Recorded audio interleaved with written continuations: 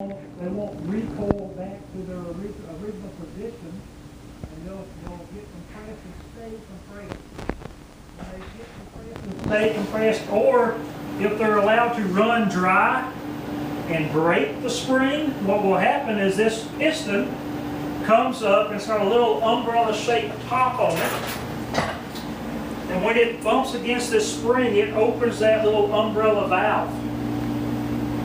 And what it does is it changes the position of this piston.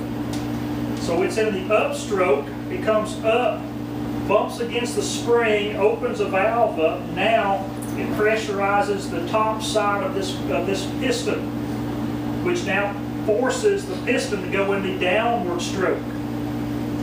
So if this spring ever breaks or gets compressed, this piston comes up on the top stroke and can't strike this spring. It tops out and nothing ever tells it it needs to go back down. And that's one thing on these two pumps, is you never want to let these pumps run dry. When they run dry, they pump really fast and they're hammering against this spring. Every top stroke it's hammering this spring. You will break this spring with that hammering action. So it's just very important.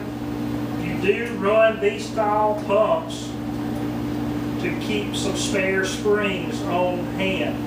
Because if you break one or compress one, this pump's not going to work until you replace this spring. Another thing, see inside of here, got grease on a spray rig.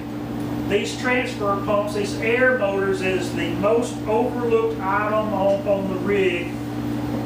Is one of the most overlooked items on the spray rig. You need to make sure these pumps are maintenance, that they get maintenance. A little shot of air tool oil or some good grease that is acceptable for the O-rings around these air motors. Don't tell your daddy I'm doing this. Here is on this smaller pump. If it can everyone see? I might just take this one here out.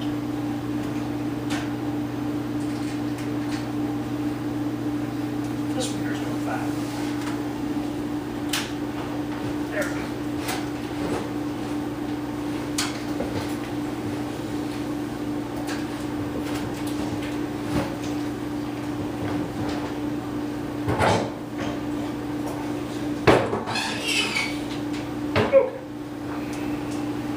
Can everyone see me now?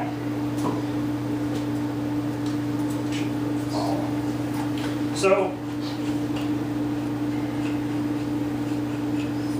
this is our cylinder. This is what the piston rides up and down inside of. It needs to be clean, needs to be debris free. And here is our piston and our O-ring.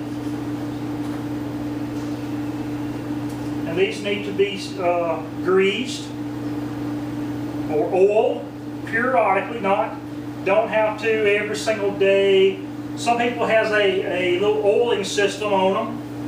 And I always recommend, if you are using a oiler, run that oiler system on a separate airline from what your gun is being operated from. You don't want to take a chance of losing pressure and sucking oil through the airline system and sending up oil down to your gun. So, remember I talked about the umbrella piece?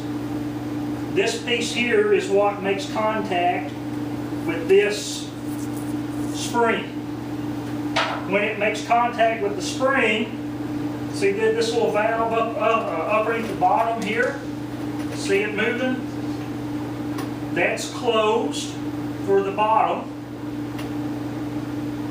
So when this is closed, this piston is actually able to move up because the air is being pressurized on the bottom portion of this O-ring, and it's driving this piston up. Now when it gets to the top stroke and it bumps up against this spring, it pushes this down, which opens that valve. Now it closes the top side of this valve off, which now the air is pressurizing the top side of this cylinder and pushing this piston back down. It's pretty simple. I mean, if you was able to see it operate, it would be a lot easier to explain it. But it's a very simple mechanism, but it's very important that this spring is in working condition.